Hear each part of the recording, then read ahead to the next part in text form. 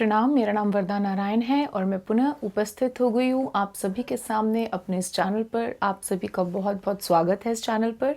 आज हम शुरू करेंगे जून 2023 के क्या राशिफल निकल कर आते हैं विभिन्न विभिन्न राशियों के, ये सब लेकर हम आपके समक्ष प्रस्तुत हुए हैं। शुरू करने से पहले मैं आप सभी से ये विदित कर देना चाहती हूँ कि हम जो भी राशिफल लेते हैं वो चंद्र राशि के हिसाब से, यानी कि आपके हॉरोस्कोप के हिसाब से जो आपकी राशि निकल कर आती है उसके हिसाब से हम ये राशिफल लेते हैं। इसे प्लीज सनसाइन से कंफ्यूज मत कीजिएगा, ठीक है। तो आइए चलते हैं, बात करते हैं मेष राशि वाले जातकों के बारे में। तो जितने भी मेष राशि के जातक मेरे साथ यहाँ उपस्थित है, ये प्रेडिक्शन उनके लिए है।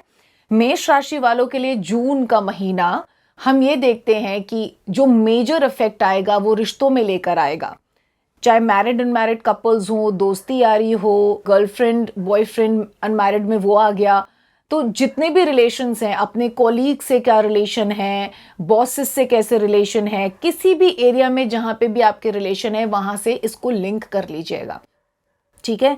तो आपके रिलेशनशिप में हम ये देखते हैं थोड़ी miscommunication, communication gap, misunderstandings create होती नजर आती हैं। चाहे मैरिड अनमैरिड कपल्स के बारे में हम बात करें तो कुछ मिसअंडरस्टैंडिंग, मिसकम्युनिकेशन है। प्लीज आप लोग बात करके इस मिसअंडरस्टैंडिंग को सॉर्ट आउट कर लीजिए।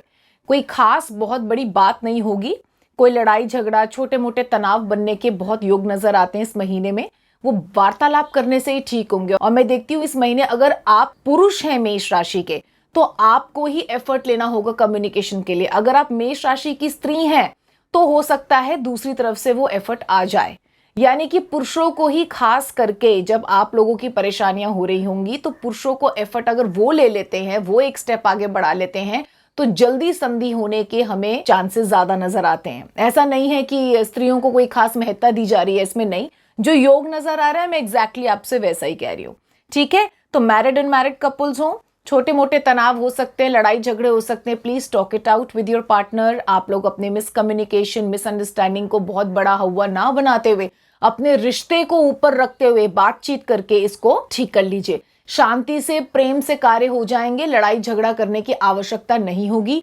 लेकिन कई बार आप लोगों को चुनाव लड़ाई झगड़े का हो जाएगा जिस कारण से थोड़ी सी प्रॉब्लम्स क्रिएट होंगी, ठीक है। ऐसे में मैं हमेशा कहती हूँ महादेव माँ गौरी की शरण में जाएं, उन्हें रामायण पढ़ के रोज अर्पित करें। आपके ये जो कुयोग बना हुआ है ये बिल्कुल ठीक हो जाएगा, ये पुरुषार्थ आप कर सकते हैं, ठीक है।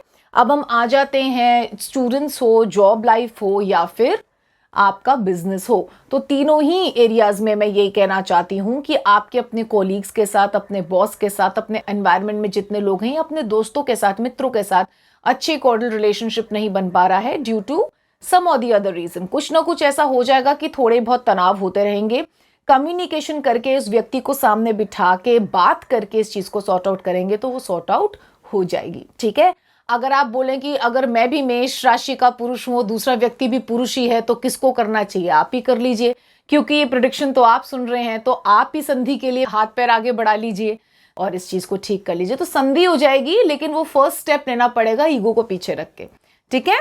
अब हम आ जाते हैं रोगों की तरफ। तो रोगों की संभावना है due to lack of water inside your stomach या फिर एक्सेसिव वाटर, बाहर का ज्यादा गंदा पानी पीने से भी आपको प्रॉब्लम्स और एलर्जीज हो सकती हैं। ज्यादा से ज्यादा स्टमक इन्फेक्शन और लोअर एब्डोमेन की जितनी प्रॉब्लम्स होती है, यूरिन से रिलेटेड, लीवर, किडनी, पेट खराब होना, ये सब हो सकता है। तो पानी की उचित मात्रा बनाए रखें।